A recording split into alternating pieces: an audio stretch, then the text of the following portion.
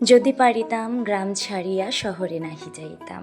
গ্রামের স্নিগ্ধ পরিবেশ, সবুজে ঘেরা পরিবেশ এবং স্নিগ্ধ বাতাস আমাকে প্রতিনিয়ত মুগ্ধ করে তোলে। এখানে চাচা শ্বশুর তার চাষ করা মাছগুলোকে ধরছিল জাল ফেলে। জাল কিন্তু আমিও ফেলতে পারি, আমিও গ্রামে বড় হয়েছি, তাই সব কাজের একটু হলেও অভিজ্ঞতা আছে আমার। তো এখানে মাছ ধরছিল, আর দেখো পুকুরের চারপাশে হলুদ ফুলগুলো ফুটেছিল, দেখতে খুবই সুন্দর লাগছিল। মাছ ধরতে ধরতে চাচা শ্বশুর আমার সাথে অনেক দুষ্টামি করছিল, বলতেছিল আমাকে তুলবা না, আমি বলছি তোমাকে আমি ভাইরাল করে দিব। তো হাসতেছিল।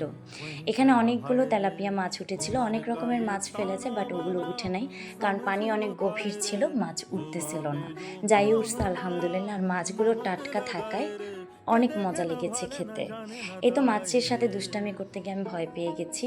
অনেকগুলো মাছ আমি একদম পাতিলি করে বাসায় নিয়ে গিয়েছি। আর কারা কারা এখনও পর্যন্ত গ্রামে ঘুরছো কমেন্ট করে জানিও। আমার তো গ্রাম ঘুরতে খুব ভালো লাগছে, এনজয় করছি। কারা কারা এনজয় করছো অবশ্যই কমেন্ট করে জানিও। আল্লাহ হাফেজ।